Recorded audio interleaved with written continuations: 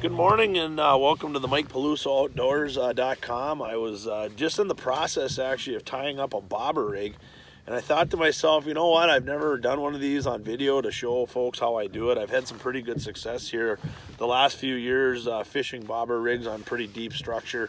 I'm down here on Lake Oahe right now, kind of probing some trees, trying to see if I can get some walleyes out of some of these areas. But kind of what I do, and I pre-tied a lot of this because a lot of this is kind of hectic to explain as you're tying. I mean, we all know I'm probably going to go with a jig, you know, whatever kind of jig. I use a variety of them. I got some Lindy jigs I like. This particular one, it's, as you can see, the paint's half chipped off.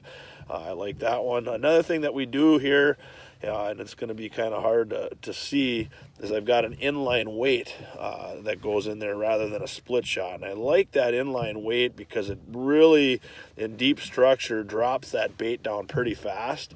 It really helps to get it down there, you know, when you're fishing 30, 40, 50, 60 feet at times with bobbers. Another thing I like to do is I like to use a barrel swivel with a snap, and then I do the loop, so I can pre-tie these before a tournament, which is nice. And then I always go with the trusty thill. Nothing better, the basic string bobber slip knot and a bead above it. But another thing that I really like with this rig, one, it gets it down there real fast. Two, what people don't always pay attention to is the choice of rod you use. And I really like these new JT 7'3" medium lights. They got really nice soft tip.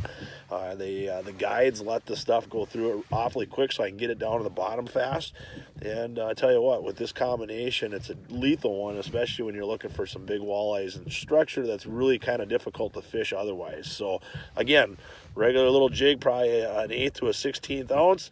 I throw the inline weight in between. We got a loop with a barrel swivel, the bobber, and the stop, and you do it just like you would ice fishing. You get on your structure, you figure out where you want to be, you put your depth marker on there, and I always hook the depth markers through this little deal down on the bottom, so the hook stays on. I know a lot of folks lose those, and I don't know if it's because they just try to hook them on the hook like so, and then drop them down there and they get off. But I always loop them through there so they can't fall off right now, and it's just real simple.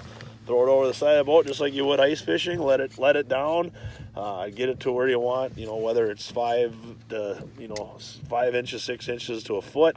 Another thing I do like using is fire line now with all my bobber rigs, because you seem like you're snagging up a lot. So if you do snag up, all you got to do is just give it a jerk, break off that little piece of mono on the bottom, retie whatever you got a plain hook or a jig or what have you. So that's been this week's Mike Paluso Outdoors tip. Hopefully you liked it. Please like and share these videos so I can continue to do them.